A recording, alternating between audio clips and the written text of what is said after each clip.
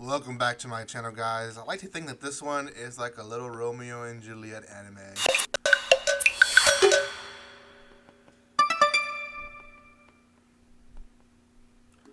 Welcome once again. I will explain what I just said in just a few moments.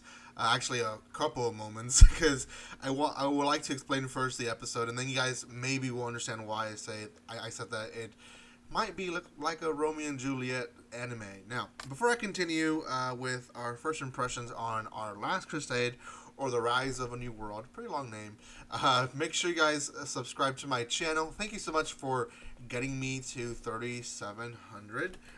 We're actually there. We're 5 people away. So I like to consider that we're basically there. We probably will be there by the end of today. So thank you so much. Let's see how close we can get to 3,800 and before the month is over. Well, I'm almost positive that we can reach 3,800 if we just put our minds to it, and hopefully we do. So anyways, thank you again, and if you're new, welcome yourself in the comment section. Lastly, guys, there is quite a bit of there is spoilers coming your way, but I want to say there's a couple of first impression videos already out and more to come this week, so make sure you check all those out. I will be posting them as fast as possible on my channel. Thank you so much for everyone who is just pouring your support on each of these videos. Some are doing so well, and I'm so glad that they are. So thank you again, and go check out my reaction videos as well. Okay, again, this one is our last Crusade, or The Rise of a New World. It's very action-based anime, and it's in a world where essentially 2 empires exist, and from what I understand, they kind of overlap, to be honest. But I don't know. I mean, I don't know how it all works. So I guess we'll learn more about it eventually in the anime.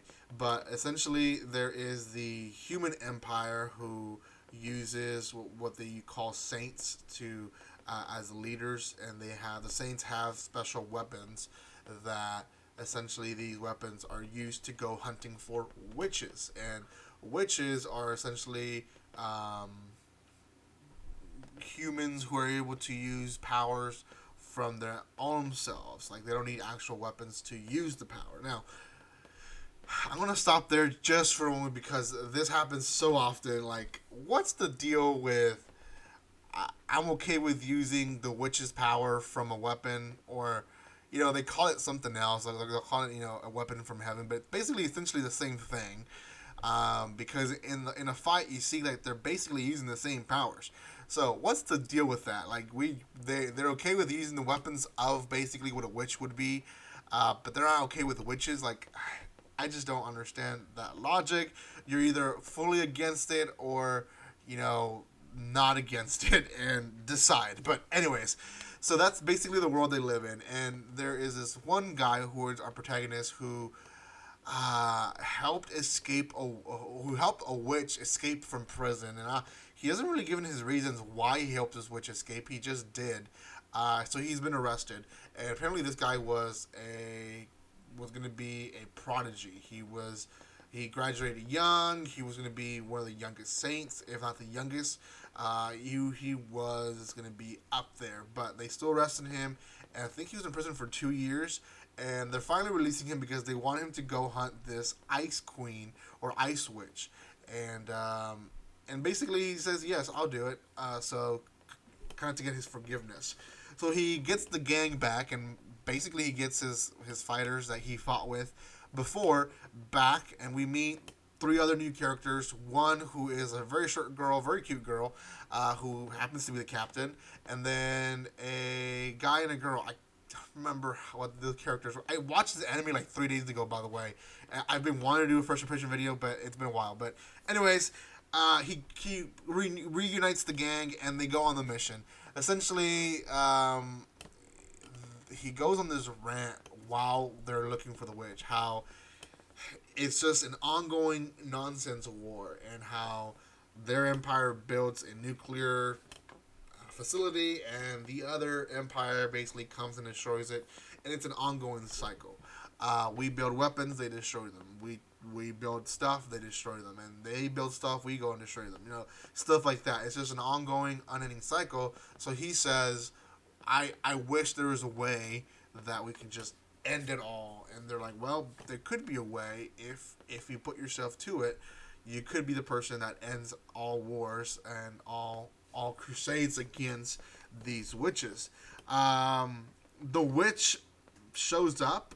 She doesn't show up automatically. She sends some henchmen, and then she sends her what I think is her right hand.